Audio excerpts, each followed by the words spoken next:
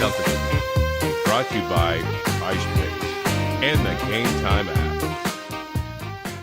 What's up, everyone? This is Celtics Beat. Welcome back. Welcome back to me, I suppose. I wasn't here last week. Ev held down the fort. A great conversation with Chad Finn of the Boston Globe that I would encourage that you check out. You know, I think we do humbly a decent enough job around here to break down the coverage of the Celtics from our own way of thinking, and obviously that of the guests who join this program. And we'll get to our guest here in a moment, though if you're watching, you can already see who it is.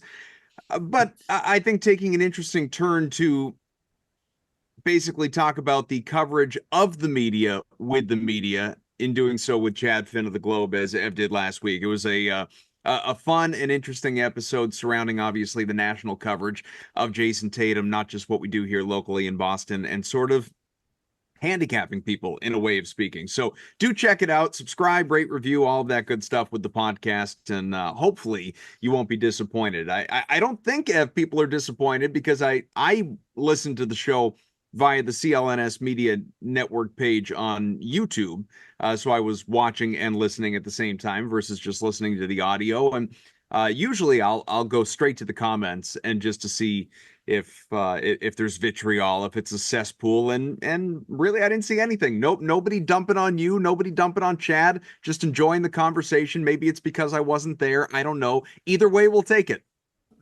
Yeah, I mean, like, the thing for me was that, and I'm like this really quick, but the thing with that episode was, like, it's been kind of driving me crazy, all the attention that Jason Tatum has gotten for playing, not playing, and I just find it very interesting that I think he's maybe one of the few guys that would kind of create that kind of news cycle with not playing. And I just found it interesting that this guy who has done a lot on the national stage, like, him not playing is just a major story. So I found it very interesting. Chad was great on it. You know, it's a combination of things as to why he's sort of not electric, but he just seems to be a lightning rod for a lot of conversation. And I basically get used to it, everybody, because this is going to keep happening. These guys are going to continue to be guys that drive conversations and dominate news cycles, and it's just starting to get ready for it and prepare yourself for it, Greeny. You know, as well as anybody else knows, like, anything happens with Tatum, it's just banana land probably in your timeline and in your mentions. So I can only. Yeah, I mean, there's a reason. Yeah, there's a reason. Well, hang on. I got to at least welcome to the show. I haven't welcomed him yet. Dan Greenberg is here from Barstool Sports. For anyone that just jumps in on the YouTube thing. All right, now talk. Go ahead. Yeah, I was just gonna say, there's a reason. Anytime ESPN puts out like a first take clip or a Hoops Collective clip, it's always a picture of Jason Tatum, because they know when you want to rage bait or spark engagement, all you have to do is just mention his name, and it's going to get you probably more attention than maybe any current player in the league right now. Whether it's good attention or bad attention, he moves the needle. So, well, I would say that Jason Tatum has received some good attention lately, and I'll get into that. Jaylen Brown, maybe some questionable attention as of today, and we will talk about that as well. And the latest as it relates to ownership for the Boston Celtics. No significant updates, but just sort of the rumor mongering, if you will, on social media. We can address some of that, but I guess we can. Well, let's start with the ownership thing. We could circle back to Tatum and to Brown as well. Because the ownership thing is, even though it's not necessarily news, it's still newsworthy in that Bill Simmons, of course, of the Ringer, and we had one of his employees and our friends and former, I guess, kind of sort of Syracuse classmate, even though we weren't there at the same time, Brian Barrett, on with us. This is me. We're good. Yeah, well, you guys were. I wasn't. I'm an old fart over here. But Simmons talked about how his understanding, his sources, his whatever, Jeff Bezos, of course, the Amazon founder and multi-billionaire, like net worth of $200 billion, was very interested. I don't remember exactly what the phrasing was, but interested in buying the Celtics, as we know, for sale. And that was quickly shut down by a high-end newsletter or website or subscription service that I had never even heard of, because I'm not high end, called The Information, which apparently has a $300 annual subscription to their content. But you don't have to subscribe to to read the preview. I clicked on Read it. the preview. I Yeah, clicked on exactly. it. And the preview very simply says Jeff Bezos does not plan to bid on the Boston Celtics. And here's the scoop from Nick Wingfield, who is the writer over there at The Information. Zero truth to the Simmons report. So there's a lot here, I guess, in the sense that, again, $200 billion net worth for Bezos. The Celtics are probably going to be sold in the neighborhood of $6 billion. So while it sounds like a lot of money to the three of us, and odds are anybody out there listening, drop in the bucket for somebody like Bezos, but he is not getting into the sports ownership game. At least that appears to be the deal. And as we know, others have sort of been removed from the conversation, like FSG. It doesn't sound like John Henry and company, thank goodness, are getting involved. And so it just seems to kind of continually revert back, at least in terms of the leader that we all know about. And there could be some rando that jumps in. That wouldn't be surprising at all. There's a lot of money and a lot of people that want to get involved in owning sports teams and groups and all of that. But is the best case scenario in your mind, guys, and Greeny, we'll start with you, that it ends up being Pags, Steve Pagliuca, of course, one of the minority owners to date, who does, at least with a group, have the funds and is interested in buying out the Grossbeck family and becoming the majority owners. Is that what Celtics fans should be rooting for? So for me, I have my own personal 4 rules of what this prospective buyer needs to follow for me to get behind them owning the team. Okay. Number 1, they need to publicly announce their complete devotion as Brad Stevens as their Lord and Savior. Whatever he says goes. You don't question it. He says, I want to do X. You say, have fun. So right off the bat, you need to express your devotion for him to be your Lord and Savior. Number 2, I need it understood, whether it can be in writing or, again, a verbal commitment. You need to be okay with and be willing to spend hundreds of millions of dollars on luxury tax penalties. If you're not down to do that, I don't even want you in the room in terms of being an option. That's number 2. Number 3, I need you to be fully on board with Missoula ball and everything that it stands for. So if you don't like how the Celtics play, I don't want you owning the Boston Celtics. If you don't believe in Joe Mazzulla and what he stands for and how he views the game and sort of running the ship, you're out. And number 4, and you kind of touched on it, is it just can't be John Henry and FSG. That may be number 1 for some people, but it's on my list. Anybody else but them, if you check all those boxes, we're okay. I don't care. It could be Jeff Bezos and a tech quadrillionaire. It could be Pags. I think from a fan perspective, we're all like on the Pags train just from the continuity. The idea is he wouldn't shake things up. Yeah, but I would say this. Pags needs to be willing to spend the money for me to get behind him. That, for me, is the most important thing. My guess, I looked it up. He's worth, I think, $3.2 billion. I don't know if he would be part of a group or the sole owner, but the idea that I, in my fantasy, would like to support is give him the team. He knows where they are. He understands the moment that they're in, so he'll be willing to cut the check. For me, that's the most important thing. And I just think, it would be nice to have someone that's tied to the city and tied to the culture. But I do think we sort of hit the lottery with the whole Wyc Grousbeck ownership group. Like, that's the exception to me, as opposed to the rule of a local guy that was a fan, that loves the team, that can, put together a group to support the costs. So I'm rooting for Pags, but only if he is truly going to spend what it takes to keep this window open.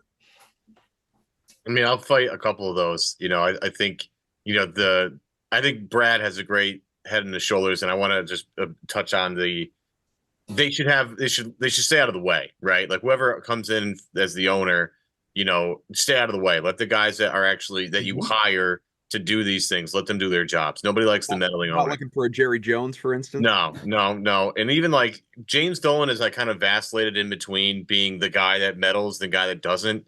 Right now he's not, which is why the Knicks, I think, have been very good. He's hired some good people. Sometimes he meddles, and that's when the Knicks go down the tube, right? So I'm big on the trust in Brad Stevens. He knows what he's doing. Just let him cook, right?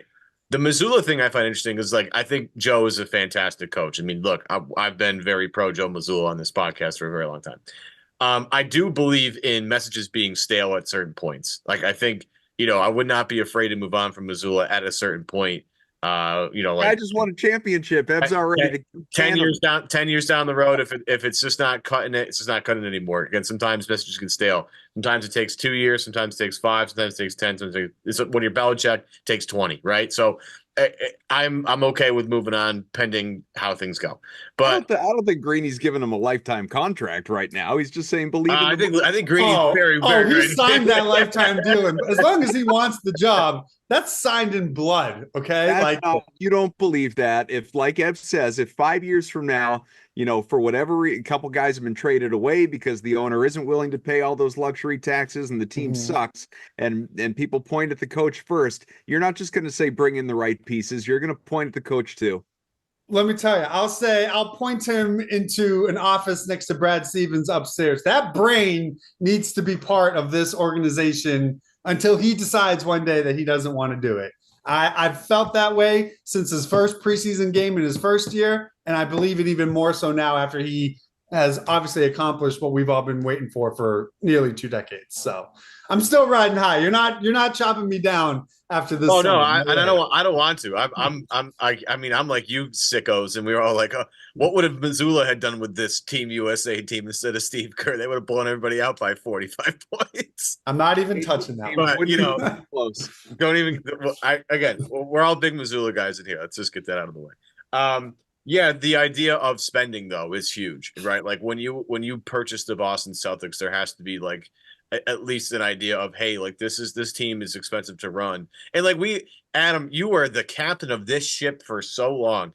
I'll believe Wick and company that they'll spend money when they actually do it. And what's funny is they're actually kind of getting out right. But that's such a boss move. No, I mean, the boss move of just paying everybody and then being like, all right, I did my part. Like, oh yeah, I mean, they finally came in and spent and said, all right, yeah. I mean, we said when we have a title contender, we'll spend on it. Sure enough, it's just got a little too deep for their pockets, unfortunately. And look, we in our own microscopic ways, we can relate to that. Sometimes the finer things in life cost a little more than we want to. Well, the Boston Celtics at this version of them cost a little bit more than Irv Grousbeck wants to pay.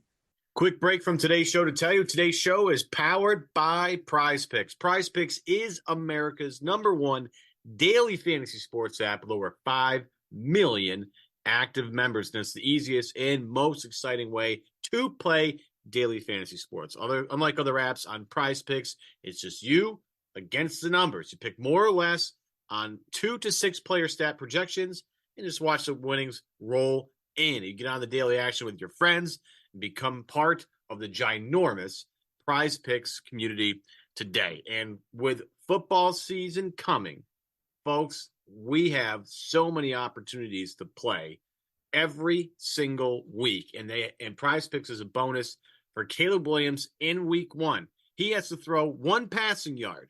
Okay.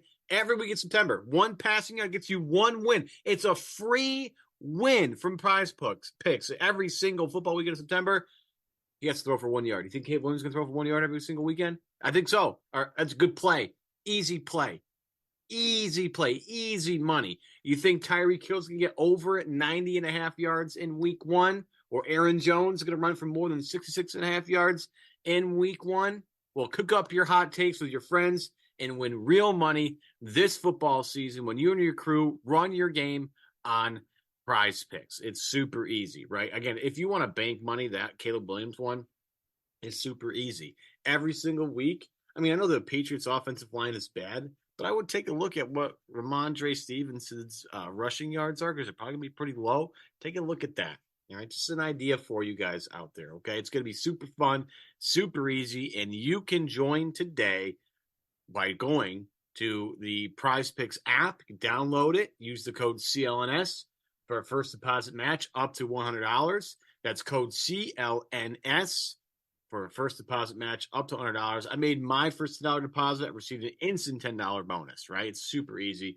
If you have the skills, you can play for a shot at turning your $10 into 1,000. Again, that's go to the Prize Picks app, download that code CLNS, and you get a first deposit match up to $100. Prize Picks, run your game. Right. Totally reasonable. But the one thing that I'm actually glad this kind of morphed in this direction, because I had this kind of bucketed for later, and now we can do it. I have an interesting theory about the new owner theory with this team. Like Matt Ishbia, right, comes into Phoenix, first thing does trade for Kevin Durant. Like, Right. you just can't help yourself, right? He's out there, he's available. We'd rather have Kevin Durant than I have Kevin Durant. Like, who cares? Let's get him, right? Right. I don't know with this team if there'll be new owner syndrome because of what the current ownership group just did. They locked everybody up. This team's ready to rock. Like, you don't need to go out there and search for Kevin Durant to make you more competitive, to kind of light a fire. Like, oh, I'm here. Like, here we go. Right. If you like, I just don't think the pressure to do that will be there as much as it is for other ownership groups. Like, I go back to Ishbia because he couldn't freaking wait to just do something, make a splash, get somebody in here, get things going. I don't think there'll be that kind of pressure because they're coming off a championship. There could be zero pressure. Zero. Yeah. You've signed everyone. It's a run it back. It's if it ain't broke, don't fix it kind of situation. They even arguably improved a little bit with some of the very minor moves they made in the offseason, in addition to obviously the contracts and bringing people back. I think what you're talking about, Ev, is, you know, and we don't know because we don't know who the owner is going to be unless it's Pags, you know, who we do know a little bit in terms of, you know, the way he operates, but it's a personality driven thing more than anything else. If you have someone like, you know, Ishbia, who, yes, there was the pressure, but it also seems to be in his DNA to want to, you know, get in and sort of do some things a little bit, kind of like, you know, obviously a Jerry Jones or a, you know, going way back to like Jerry Buss, or, you know, like some guys just want to come in and make their impact. I mean, if it were like, I don't know about you guys, if it were me, and obviously there is no version in like, there's not even an alternate timeline that exists to where I would be the owner of the Boston Celtics or any other sports team, professional or otherwise, quite frankly. But like, I would be such a no-show owner from a, like, I'll talk to the media or whatever if you want to talk to me, but from the standpoint of like, if I am inheriting or purchasing, I guess, a team that is roll the balls out, ready to go out and win a championship next year, I don't want anything to do with it. Like, all of my people are in place on the floor, coaching staff, front office, training staff, athletics, you name it. Like, go have fun, do your thing. I don't like, call me if there's a problem. I'm going to be sitting courtside watching the games, just enjoying life.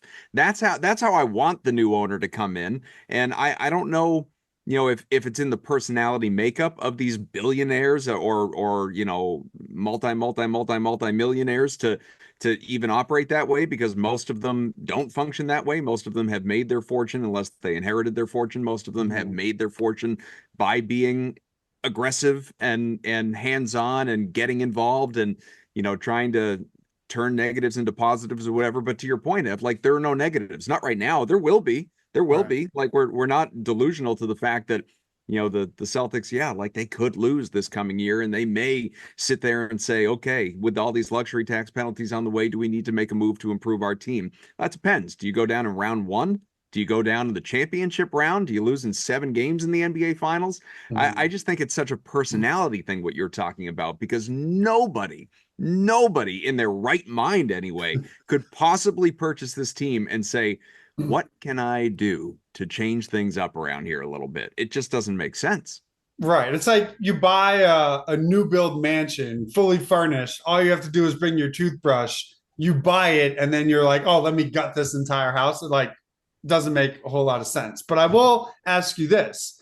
While they may avoid new owner syndrome in terms of the roster, financials, all that stuff, my fear is the new owner syndrome for this team will be, we're going to take the Celtics out of the Garden and try to build a new arena somewhere else in the city. That's going to happen. That's happening. Like, I want them to stay where they are. I think that is so much of a fabric of the personality and what makes this team special. I don't, even if it's like Why? an arena in the Seaport, I don't think Why? that would feel Like the why same. So why do you feel that way? I mean, let's remember, like, this isn't the old like Larry Bird, Bill Russell, etc. Garden. Like this was the Fleet Center that yeah, was That's was only funny for nostalgia for that particular reason right there, because it's the Fleet Center. That's the yeah. I best. mean, It's like I Schaefer just Stadium. like Like it's Schaefer Stadium has no like history, right? this is a nice, it's a nice building. I had season tickets there for a while. I enjoy Mhm. going. I enjoy watching games there. I like the fact that they share a building with the Bruins. And I'm not talking about the financial elements of it. I just mean, like, I think it's cool, the bowl gang and the changeover and looking up and seeing championship banners and retired numbers of both teams. Like, I think that's awesome. I think that's a lot of Mhm. fun. But removing all of that, like, I don't feel like this building has an identity per se. Like when people say the whole, like, it's tough to win in Boston, for people Mhm. that believe that or players that believe that. I don't Mhm. think it has anything to do with the building. I think it's the fan base, and I think I it's just the. think I think it's in just such a good spot. I just think the I have no loyalty to the TD Garden whatsoever. Go ahead, build a new building of your own.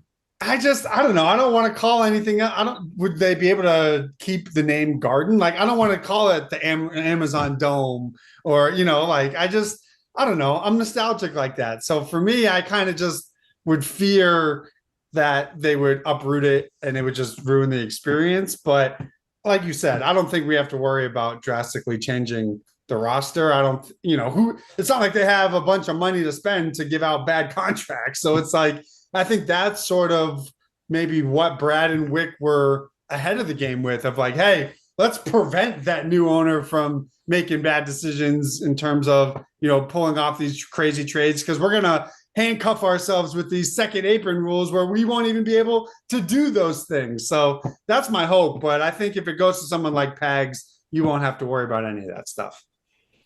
And this is I kind agree. of I why think he's comfortable paying, like, continuing to pay rent to the Bruins, basically. But a new owner, if it were like a Bezos type, yeah, I think they'd come in, want their own building. Yeah. this is why I'm pro Bezos. I think well, first off, pro Bezos because he's just has more money than anybody else.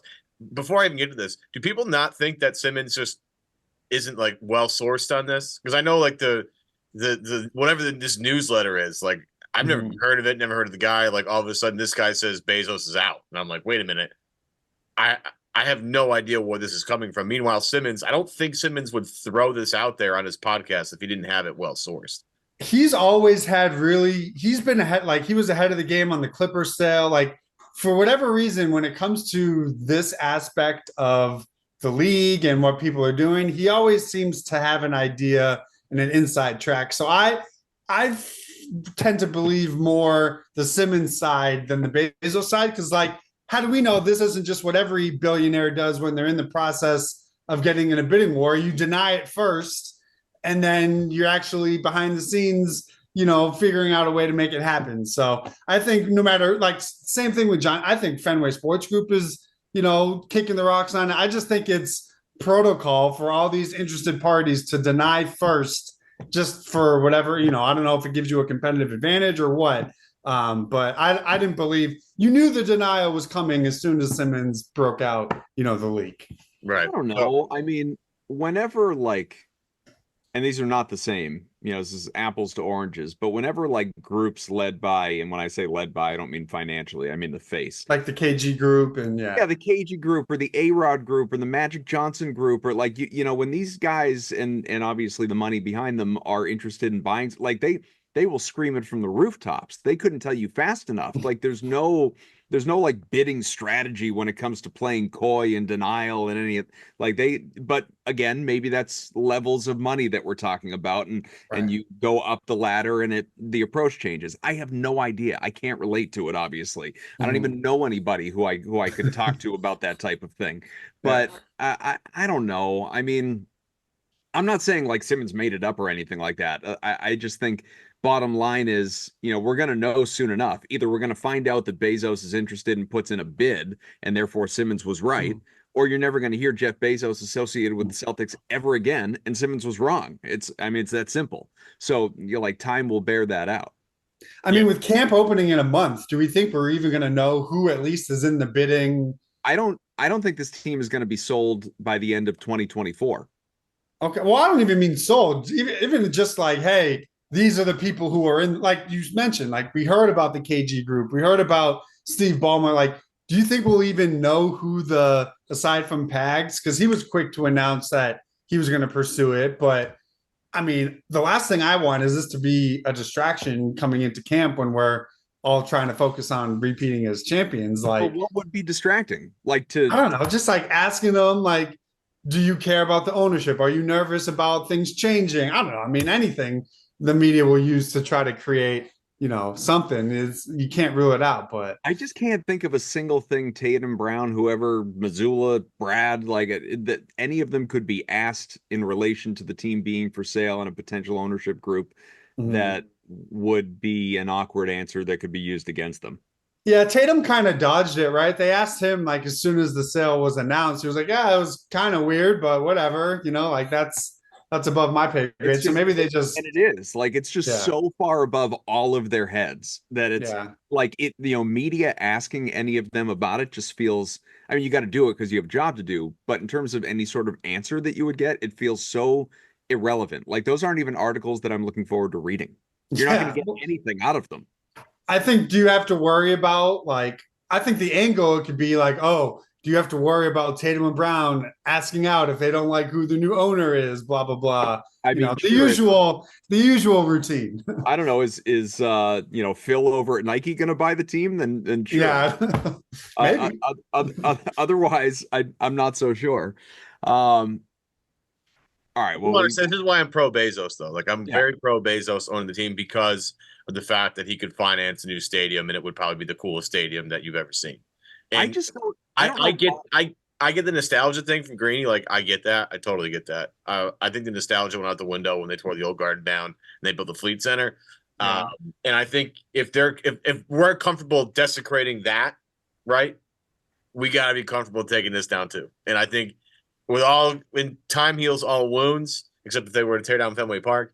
But I do think that the Amazon Dome, if they were to do it, would be awesome and just the coolest venue that outside of like the Sphere in Vegas would be just the coolest place. Well, you guys I'm sure you've seen the Intuit Dome, right? The Clippers' new arena. That thing looks insane. So I can't wait for the first game there. It's going to look awesome. Yeah. So obviously it would, there'd probably be some sort of like, payless concessions where it's tied to your Amazon account or whatever. Like that would be cool. Like I can understand no wallets. Hell yeah. Yeah. Like no wallets, any of that stuff.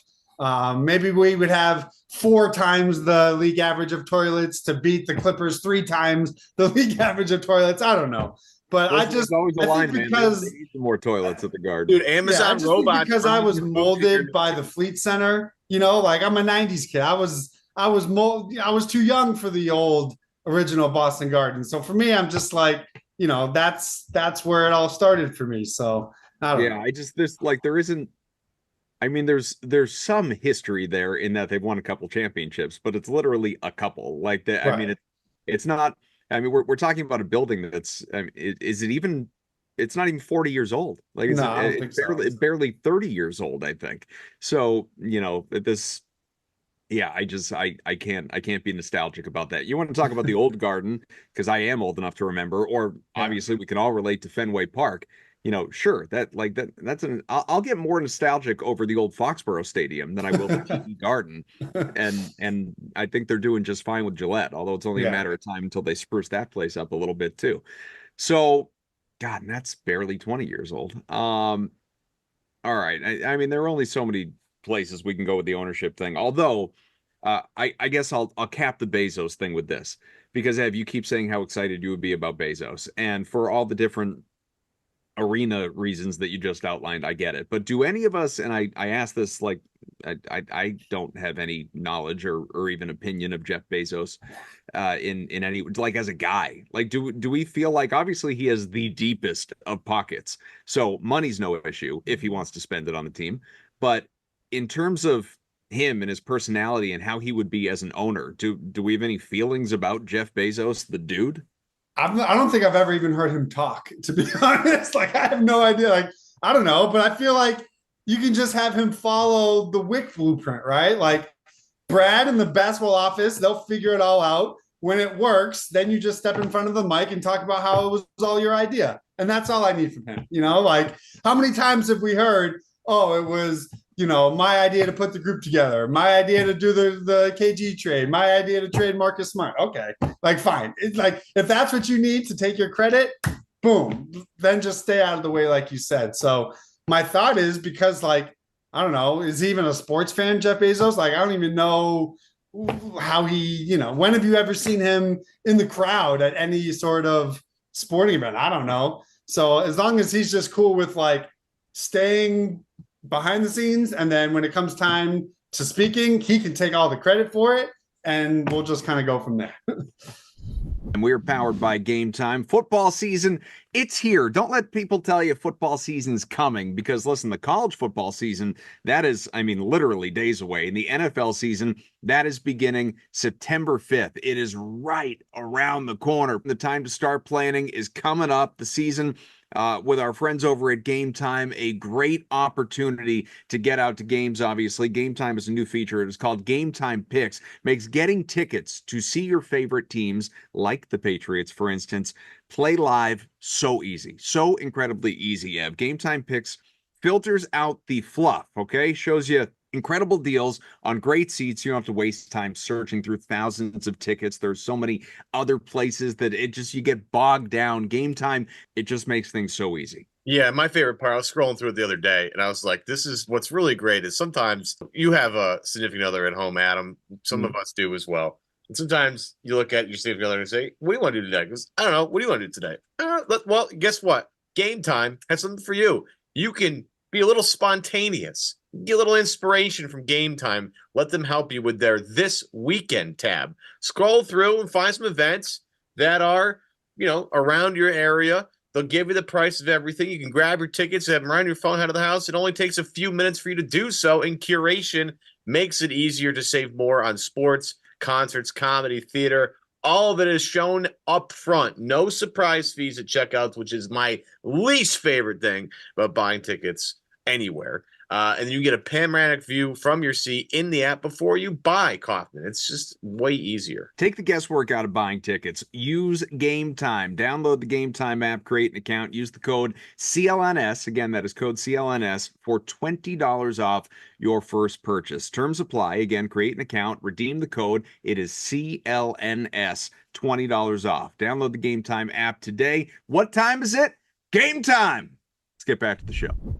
All right, let's get to some of the fun stuff. So I mentioned Jayson Tatum is had a fun week. So he was just at the Garden, as was Drew Holiday, supporting the Connecticut Sun, who were winners in the WNBA's first ever game at the TD Garden. Obviously, the first professional women's basketball game in Boston. So awesome, and I love those guys were there supporting it. It's a good product for anyone that doesn't follow or know or watch occasionally or hasn't trekked to Mohegan to see a game or something like that. There is no question, not that I think it's anything imminent, but there is no question that Boston could handle a professional women's basketball team. I don't think we need to just have a New England team there at Mohegan Sun an hour and a half or whatever away. They could have a team of their own. You can have two teams in New England as the league continues to expand. But that was cool. I think the also cool thing that has absolutely nothing to do with that as the championship tour continues. I'm sure you guys saw all the social media stuff with Tatum out at home, at St. Louis, went to a Cardinals game, recreated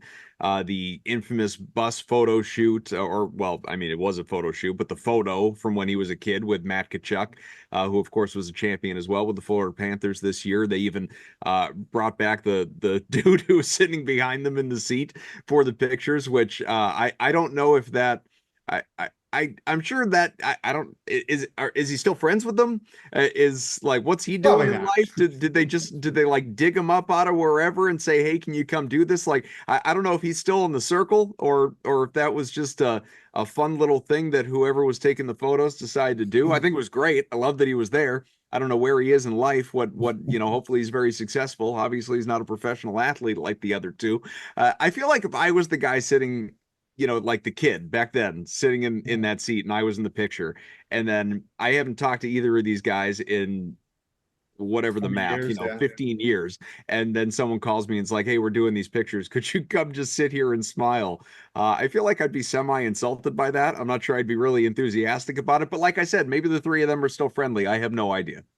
See, I'm the opposite. I would be telling every person I could see about the time I was sitting behind these two champions on the school bus. Like, I don't know, that's just like a fun fact about yourself that nobody else on the planet can speak to. But I'll say this about his championship tour. I love it for him.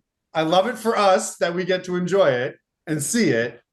But it terrifies me that the NBA is going to expand to St. Louis one day. And the second that they do, Jayson Tatum is going to play for the NBA team in St. Louis. So I don't think that's going to happen for a while, though. I think we're good. I know. Well, it needs to happen after he retires. We get Tatum's prime. That's really about it, because I don't see that. I mean, look, Vegas hasn't happened yet. You can have Paul Pierce, Jayson Tatum at that point. That's okay.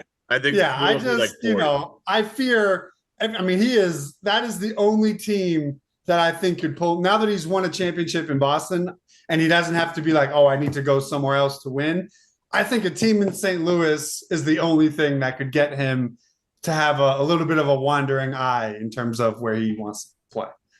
Yeah, I think the parade solidified that. Like, I think they've all talked about how awesome that parade was. Brissett was like, could we do that again? Can we go around? Like, go wrap around. Like, let's just run. Like, so yeah, to your point, like, that's the only thing. And there's like some actual like security in that. That's like the best feeling ever. The fact that now that they've won and experienced winning, like this, it's a wrap. These guys are, Tatum especially, he's like, they ain't going anywhere. We're going to be just fine. I enjoy. Please knock on wood around you as we all say that. So that the photo, just to give you my take, I'm with Greeny on this. I would absolutely eat up every second of it. I'd be thrilled. I'd be honored. I would be like, what do you guys want me to like put on for like clothing? I will be the best third wheel in the history of third wheels. Yeah. Photo, buddy. Trust me. It's like Scal. It's like in 10 years, I'm just his friend. In 15 years, I was actually the one that taught them how to play basketball and hockey. In 20 years, they're going to think I won a championship. Like that's right. Just, that's how I would approach it. They weren't even friends until I sat them together. Yeah. Like they didn't even know each other. And then all of a sudden, I brought them together. It was. He goes full wick. It was my idea for those guys to sit. Right. They weren't even sitting together until I was like, you know what? I think you guys would be great friends. And then I just made it happen. I actually taught Jayson Tatum how to tie that tie. Yeah. You guys wouldn't believe it. He was a half Windsor guy until I, talked some sense into full Windsor man. Yeah, for sure. You should see him tie a sneaker. Showed him that one too. It was unbelievable. So the only other thing, and I did not know this until Greeny brought this to my attention. So it is very possible that if you've not been surfing Twitter, that you listening out there or watching don't know this either. Apparently, Jaylen Brown has dropped a track. He's got a do I call it a rap song? Kind of more feature, of an R&B. Yeah, it's a feature. Yeah. Yeah, he's got a song. I don't know that there's an album coming necessarily, but there's a song very easily searchable on Twitter. I mean, literally just search Jaylen Brown. It'll pop up pretty quickly and you can listen to it. It's 2-3 minutes long. It's not a diss track or anything like that for anyone wondering, based on his mood this summer and feeling disrespected for a variety of reasons, the no all NBA stuff and obviously everything with Nike and the Olympics and all of that. I've not even listened to the entire song. I listened to like half of it. But what I will say is this. I know it's a Celtics themed podcast, an NBA podcast. But I'll kind of say the same thing that I said when Jayson Tatum sneakers were first, we first had renderings of what those sneakers were going to look like, and they are much, much improved since then.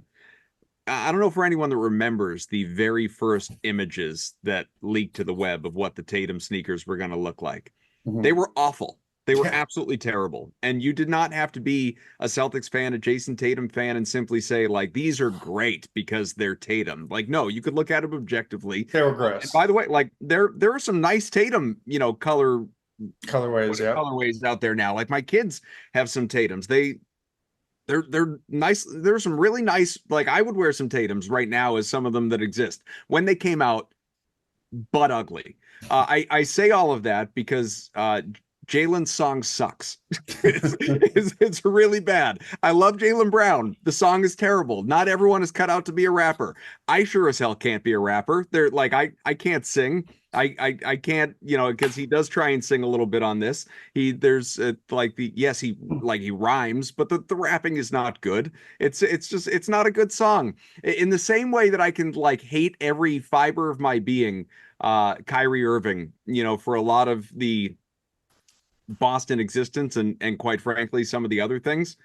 Ridiculous is a jam, man. That song rocks. I love it. I absolutely love it. So we can put the professional and the personal aside. We can separate the artist from the work, or whatever the saying goes. So I'm rambling, but I just, people should check out the song, form your own opinion. Just don't like, oh, it's awesome, like I love this song because Jaylen. No. Greeny, we were talking about it earlier. Like Marcus Smart's 52 million or whatever. That bangs. That was a much better song. Much better song. Marcus, you one up Jaylen there.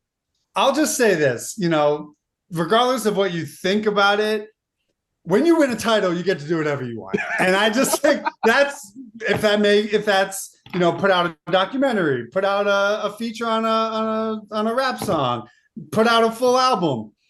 You have that grace period until the first day of camp where I don't really care what you do.